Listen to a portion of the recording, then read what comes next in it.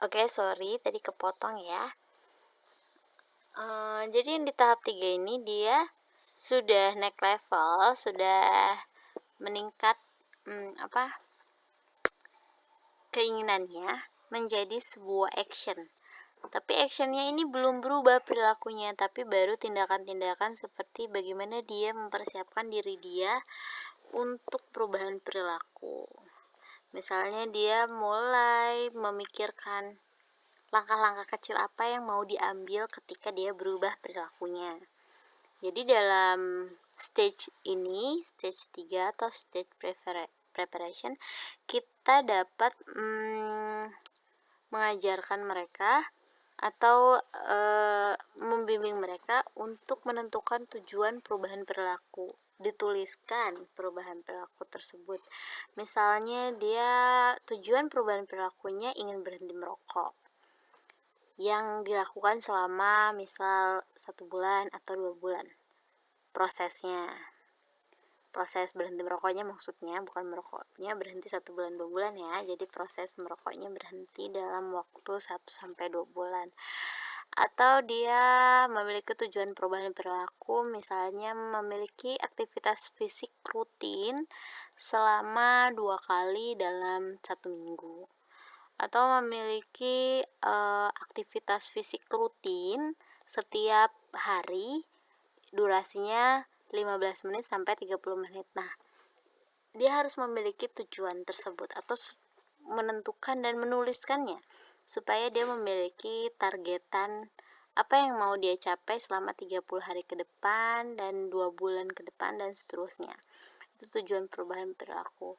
Supaya apa juga? Supaya kita dapat mengevaluasi apakah perilakunya benar-benar berubah sesuai dengan tujuan yang diharapkan. Dan kita dapat mengevaluasi kira-kira apa hambatannya.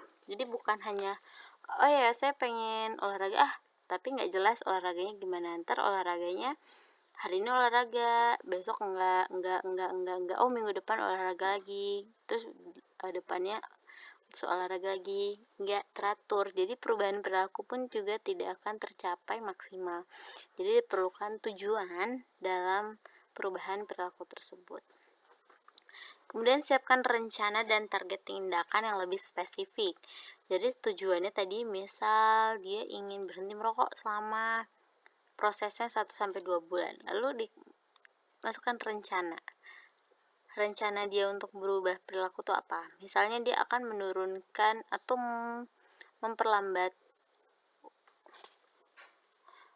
waktu merokoknya mereka. Misalnya biasanya mereka merokok di pagi hari setelah bangun tidur, yaitu jam 7. Nah, di rencana dan targetnya diundur nih setiap 2 hari. Waktu merokok paling pertamanya dimundurin 2 jam. Misalnya biasanya jam 7 dimundurin ke jam 9. Jadi dia baru akan merokok di jam 9. Itu misalnya selama berapa hari? 2 hari atau 3 hari. Kemudian besoknya mundur lagi 2 jam. Nah, itu mundur yang bertahap juga suatu rencana akhirnya dia mundur terus. Nah, atau bisa saja dari jumlah rokok. Misalnya jumlah rokoknya dia kurangi, yang biasanya sehari habis 1 bungkus dikurangi jadi 2/3 misalnya. Dikurangi lagi, akhirnya berikutnya adalah setengah. Terus akhirnya dikurangi lagi tinggal 1/3. Nah, itu jelas dia rencana dan tindakannya. Tapi seberapa lama tuh dia nguranginnya waktunya? Nah, itu menjadi rencana atau daftar tindakan yang akan dilakukan untuk perubahan perilaku tersebut. Tak lupa juga membuat daftar motivasi atau kira-kira siapa nih yang akan mendukung saya untuk melakukan perubahan perilaku. Atau daftar motivasinya dibikin, saya mau, kalau yang perempuan misalnya obes, kemudian motivasinya biar bisa beli baju baru. Atau yang laki-laki motivasinya kalau udah bisa berhenti merokok, uangnya bisa ditabung untuk traveling. Nah, itu semua bisa dijadikan motivasi atau reward ketika kita menyelesaikan misi perubahan perilaku ini.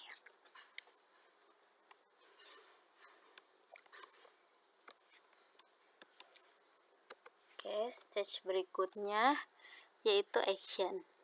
Nah, di stage keempat ini, di stage action ini, mulailah terjadi tindakan perubahan perilakunya.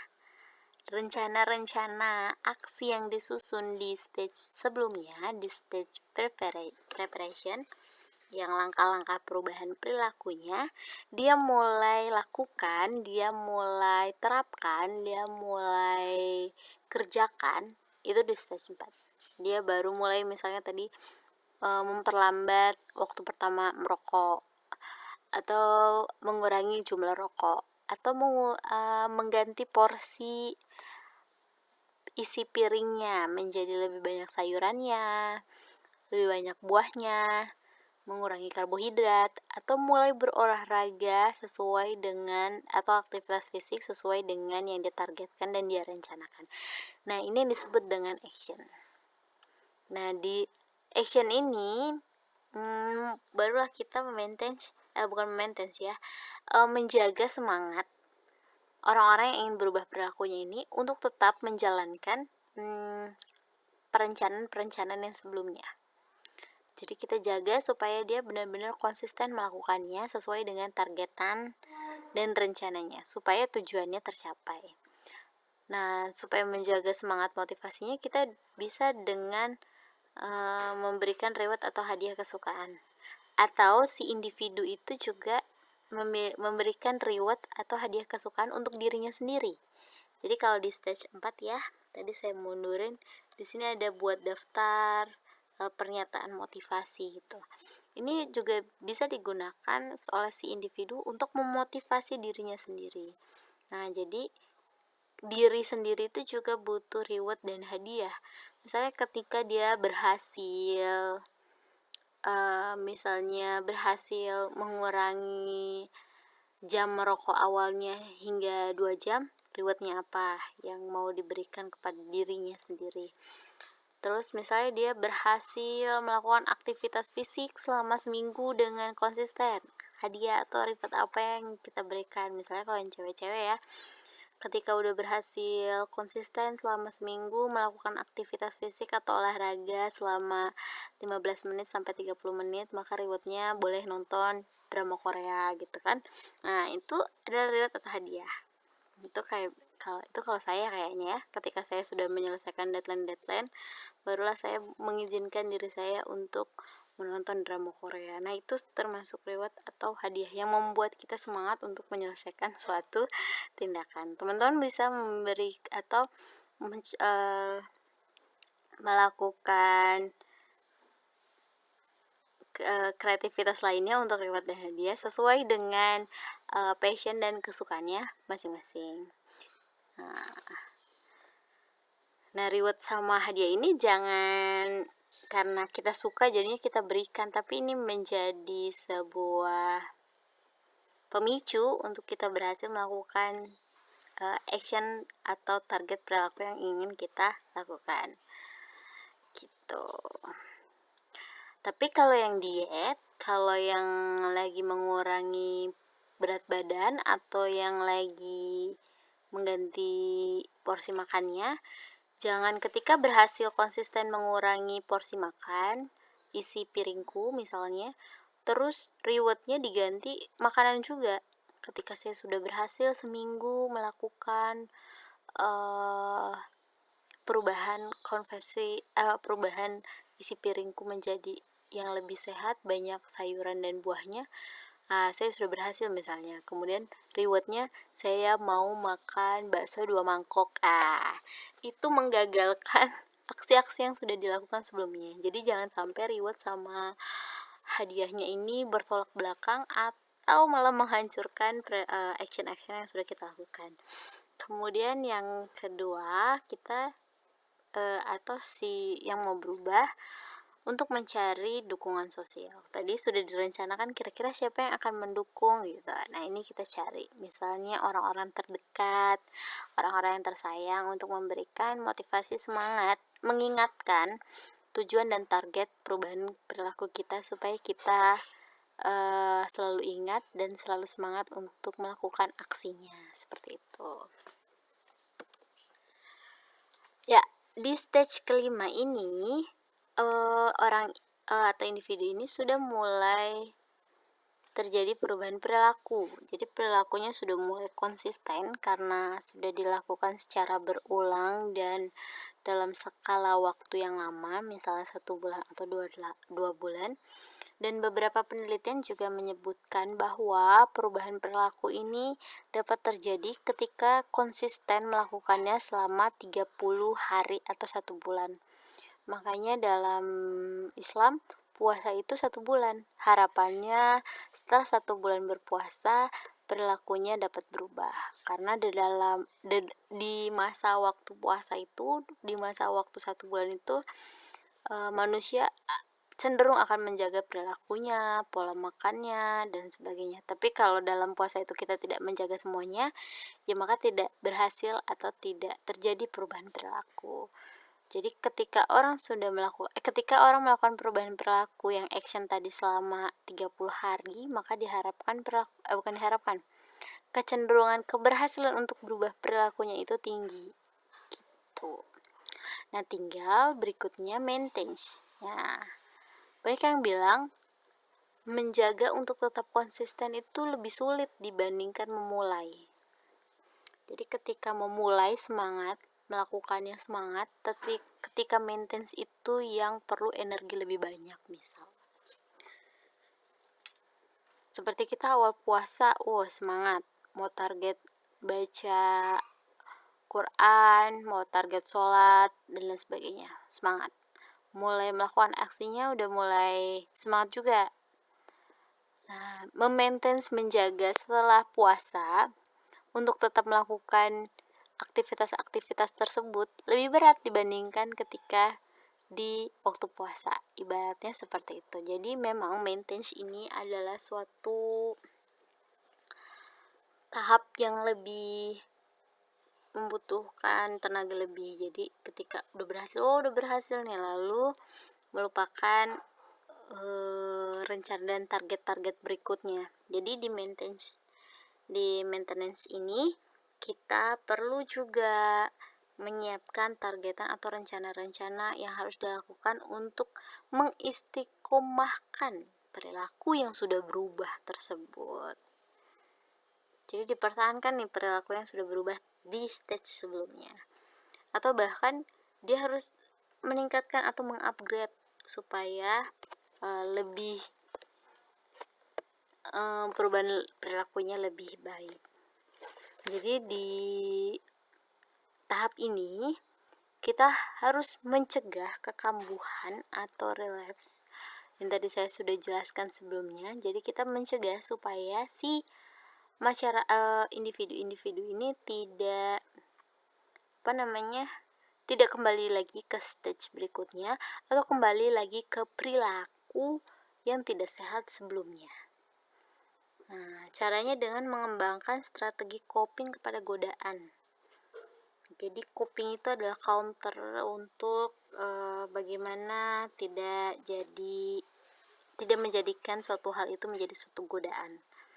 Misalnya tadi yang perokok ya, dia udah berhasil berhenti merokok 30 hari nih misalnya selama work from home, karena dia di rumah aja, dia tidak merokok. Dia berhasil melakukan perubahan perilaku berhenti merokok. Kemudian setelah itu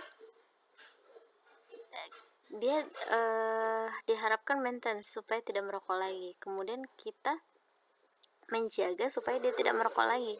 Tadi sudah misalnya diidentifikasi di awal penyebab dia merokok adalah ketika dia berkumpul dengan teman-temannya. Nah, ini yang disebut dengan pengembangan strategi coping. Jadi bagaimana nih supaya keinginan merokoknya tidak lagi muncul, tidak lagi timbul ketika dia berkumpul lagi dengan teman-teman. Misalnya dia lupa memang sengaja tidak membawa rokok, tidak membawa korek, atau ketika ada teman yang melakukan dia merokok, dia akan izin pulang, atau dia lebih berani lagi dengan mendeklarkan dirinya untuk berhenti merokok di depan teman-temannya lagi, dan supaya teman-temannya tidak menggodanya kembali gitu. Nah, itu strategi coping ini disesuaikan dengan perilakunya masing-masing dan di masing-masing individu. Misal ada orang yang merokok itu ketika dia santai, maksudnya ketika kerjaan dia punya waktu luang, terus dia mulai, misal kalau dulu baca-baca koran, kalau sekarang mungkin baca-baca, nonton televisi atau nonton YouTube, atau baca-baca meme, komik yang semua ada di internet misalnya, dia mulai keinginan merokoknya muncul dan mulai mengambil rokoknya. Nah, diganti. Jadi diganti, jangan sampai dia memiliki waktu luang aktivitas terus supaya dia tidak ingat merokok. Nah, itu salah satu juga strategi coping untuk menjaga godaan. Jadi untuk bertahan, untuk tetap berhenti merokok misalnya. Dan untuk perilaku-perilaku yang lainnya. Dan tegaskan lagi kembali tujuan dan komitmen mereka untuk berubah, dan waktu dan tenaga yang dibutuhkan ketika dia melakukan persiapan-persiapan itu supaya tidak menjadi sia-sia. Dia harus mengingat tujuan dan komitmennya untuk berubah perilaku. Jangan sampai apa-apa yang telah dilakukannya menjadi sia-sia. Nah, bagaimana ketika di tahap fase maintenance ini dia gagal, maka dia akan masuk kepada fase relapse atau dia fase kambuh.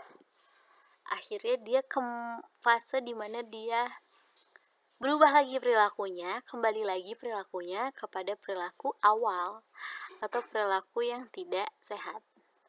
Nah, ini akhirnya kita bisa sebut juga perubahan perilakunya menjadi gagal. Maka kita perlu lagi mengidentifikasi apa penyebab atau pemicu yang menyebabkan ia masuk ke fase relapse, atau menyebabkan ia kambuh, atau menyebabkan dia kembali ke perilaku tidak sehat. Apa hambatannya, apa yang membuat dia gagal, kita harus kenali, identifikasi, dan cari solusinya. Kira-kira bagaimana cara mengatasi hal tersebut ketika ia mau melakukan perubahan perilaku kembali. Nanti baru dia akan berproses lagi dari fase 1 sampai fase 5. Ya, model ini tadi disebutkan tidak hanya untuk perilaku yang adiktif saja, untuk berbagai perilaku yang non-adiktif juga bisa dipergunakan. Baik itu berhenti merokok, olahraga, mengontrol berat badan, penyalahgunaan obat dan alkohol, atau pencegahan AIDS, dan perilaku-perilaku yang lainnya yang bisa diadaptasi. Jadi fase-fase tersebut sangat bisa dipergunakan untuk membantu seseorang atau membantu kita sebagai guidance atau panduan untuk merubah perilaku seseorang. Nah, ini seperti yang di jurnal ya, tadi saya sudah sampaikan. Kalau kita bisa lihat di sini berapa banyak orang yang masuk pada fase pre-contamination sama contamination. Ini adalah fase paling banyak. Nah, kalau di sini adalah penelitiannya Gesnita pada Fakultas Farmasi atau apoteker, yang mana notabene mereka memiliki pengetahuan kesehatan yang lebih baik dibandingkan mahasiswa-mahasiswa lainnya atau kelompok masyarakat lainnya. Maka dia sudah banyak paham atau sudah banyak mengerti terkait masalah kesehatan, khususnya rokok ini. Makanya dia di kelompok pre-contemplation-nya ini dia rendah, tapi paling tingginya itu ada di contemplation. Jadi sudah ada niat di stage 2 dia paling banyak kan, dia sudah memiliki pengetahuan yang baik, sudah memiliki pemahaman yang baik terkait kesehatan dan rokok. Nah, kemudian memunculkan niatnya sudah ada, tapi buat masuk ke sikap itu masih sangat sedikit. Untuk masuk ke action itu sangat sedikit. Nih, kita bisa lihat yang masuk preparation 25%, kemudian masuk action 6, yang maintenance juga 6. Ini nggak diukur yang dari sekian banyak, mungkin saja yang sudah ada yang relapse atau kembali lagi jadi merokok kan juga ada. Nah, ini kita bisa lihat nih di sini kelompok contemplationnya yang lebih banyak atau pada stage 2, dimana dia udah memiliki niat tapi nggak tahu kapan dia mau action. Ini akan berbeda sama jurnal yang satu ini, jurnal Fakultas Kedokteran juga ya. Oh bukan, ada satu lagi, di manakah dia? Ini juga di kedokteran, ini yang paling banyak juga di kontemplasinya. Dia paling banyak nih di sini kontemplasi. Jadi dia baru memiliki niat, tapi belum memiliki actionnya kira-kira kapan. Ini di kedokteran. Kemarin saya nemu jurnal satu lagi tapi belum dimasukin di sini. Ya, belum tak ada di sini. Jadi dia nggak ada di sini. Satu jurnal itu saya ketemu dia di masyarakat umum, di mana masyarakat umum itu kelihatan betul pada stage prakontemplasi atau contemplation itu dia lebih tinggi dibandingkan pada fase-fase yang lain. Jadi ketika pengetahuannya baik, maka dia udah bukan pada stage 1 lagi, tapi dia sudah masuk ke stage 2. Tapi ketika masyarakat pengetahuannya belum baik, ya pasti dia masih banyak di stage 1 dibandingkan stage 2. Oke, untuk teori stage of behavior berdasarkan Transteorical model sudah selesai. Silahkan jika ingin ada yang ditanyakan, bisa langsung di komen di bawah sini atau bisa melalui aplikasi daring kita. Silahkan, saya akan tanggapi satu persatu. Jika sudah tidak ada lagi materi yang ingin saya sampaikan, saya akhiri dengan membaca hamdalah, alhamdulillahirrahmanirrahim. Semoga dapat dipahami dengan baik dan bermanfaat. Salam sehat semuanya. Wassalamualaikum warahmatullahi wabarakatuh.